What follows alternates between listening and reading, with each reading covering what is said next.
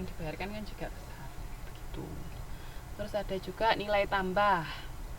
Di sini nilai tambah yang akan dihasilkan oleh suatu proyek baru atau proyek perluasan dapat dihitung dengan membandingkan nilai tambah suatu proyek dengan proyek lain yang sejenis, sehingga bisa diketahui proyek-proyek mana yang menghasilkan nilai tambah lebih tinggi daripada lainnya.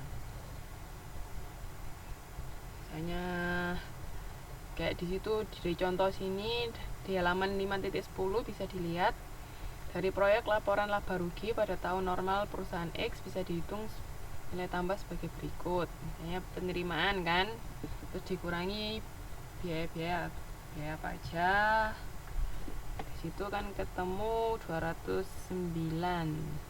Terus ada nilai tambah kotornya 168 dikurangi biaya depresiasi ketemu 135.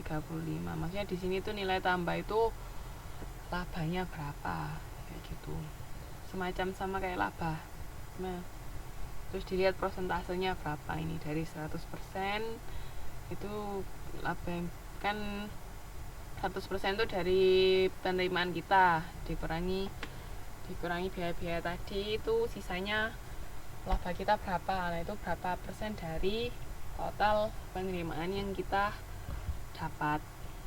Di sini kebetulan 35,8% nilai tambah yang kita dapat. Maksudnya laba yang bisa kita hasilkan sebesar 35,8% dari total penerimaan yang ada. Kayak gitu. Paham ya? Terus ada juga pembagian atau distribusi nilai tambah. Jadi di sini untuk pemerintah berupa pajak itu berapa, terus untuk karyawan berupa gaji itu berapa, jadi distribusinya berapa. Misalnya berarti distribusi nilai tambah terbesar diperoleh oleh karyawan. Nah, di sini kelihatan 33%. Jadi dari 135 itu tadi itu pembagiannya untuk apa aja dilihat di situ. Jadi itu distribusinya. Distribusi kan pembagian laba itu ke apa aja. Paham sampai sini? Halo?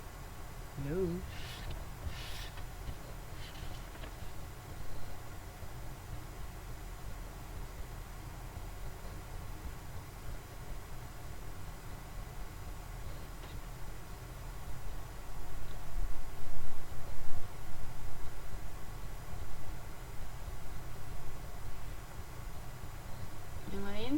Mas Yoyo mungkin bertanya, is typing.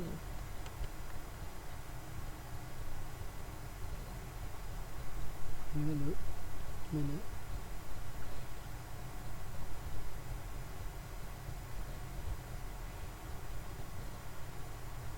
Mas Yoyo silakan mengetik, saya lanjutkan dulu ya. Terus ada nilai investasi per tenaga kerja. Jadi ini memberikan penilaian apakah suatu proyek memberikan kemanfaatan ekonomi nasional, itu diukur dari seberapa jauh investasi yang ditanamkan dapat meningkatkan kesempatan kerja itu tadi. Berapa besar sih? Misalnya ini salah satu ukuran yang dipakai adalah jika nilai investasi per tenaga kerja lebih besar dari $10.000, maka proyek dikategorikan proyek padat modal. Apabila per tenaga kerja kurang di situ dari 10.000 berarti padat kerja.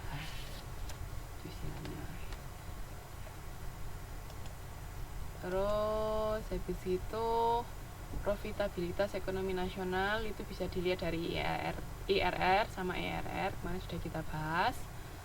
Di situ juga ada pengaruh sosial yang ditimbulkan proyek. Ya, tadi bisa membuka lapangan kerja baru.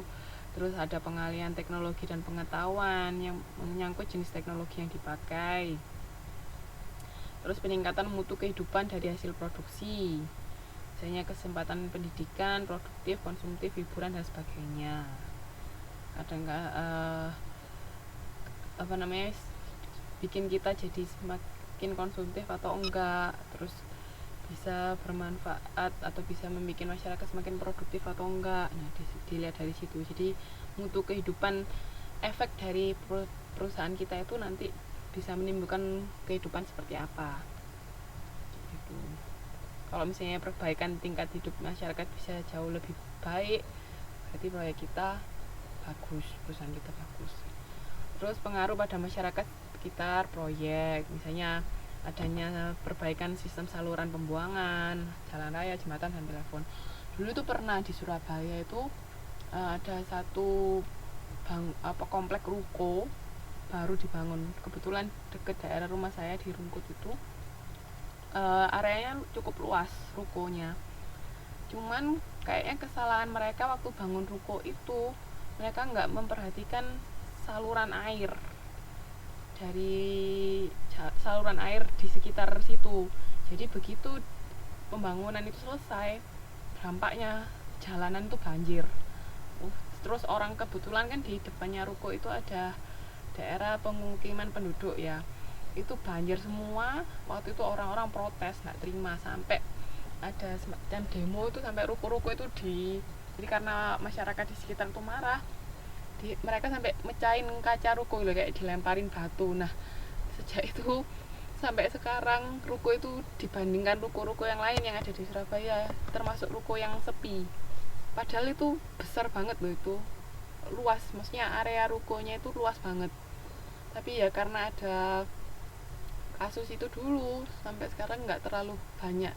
Kan biasanya ruko itu kan, kalau ruko itu hidup kan penuh kan, banyak bisnis-bisnis di situ.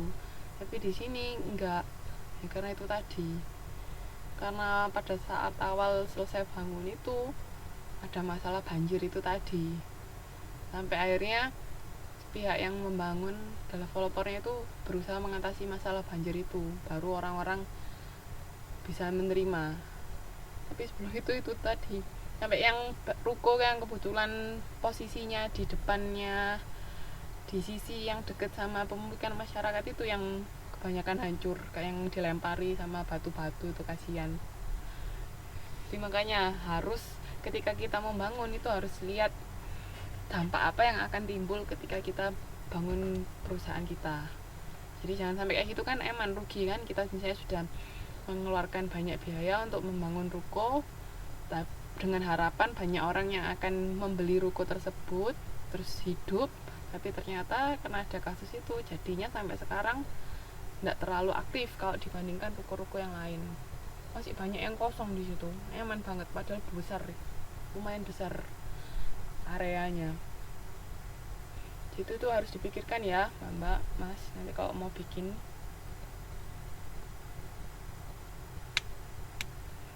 Terus juga analisis kemanfaatan atau beban sosial. Ini social opportunity cost, ini ada yang namanya shadow price, perhitungan yang memasukkan unsur yang selama ini.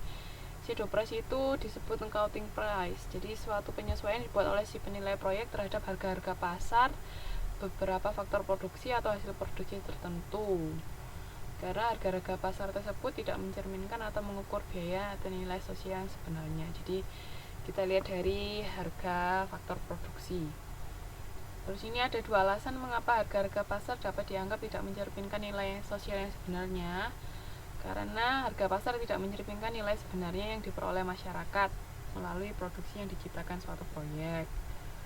Terus juga harga pasar tidak mencerminkan nilai yang sebenarnya dikorbankan ketika sejumlah sumber atau hasil telah dipilih untuk dipakai dalam suatu proyek. Di situ perlu ada shadow price. Ini sering dipakai itu faktor modal, tenaga kerja, sama devisa juga. Kalau shadow price faktor modal itu social opportunity cost nama lainnya, dipergunakan sebagai discount rate dalam perhitungan kriteria investasi sesuai dengan di aspek keuangan kemarin. Kalau faktor kerja tidak terdidik, ini nilai produksi yang dikorbankan dalam kegiatan lain karena seseorang dipekerjakan di suatu proyek tersebut. Jadi dari tenaga kerja, dari modal bisa, atau dari devisa juga bisa. Ini devisa berarti dilihat dari exchange rate, nilai tukar. Ya, $1 US itu berapa rupiah, dari situ juga bisa kita perhitungkan. Terus ada penggunaan profitabilitas komersial sebagai dasar untuk memperkirakan profitabilitas ekonomi nasional. Jadi ini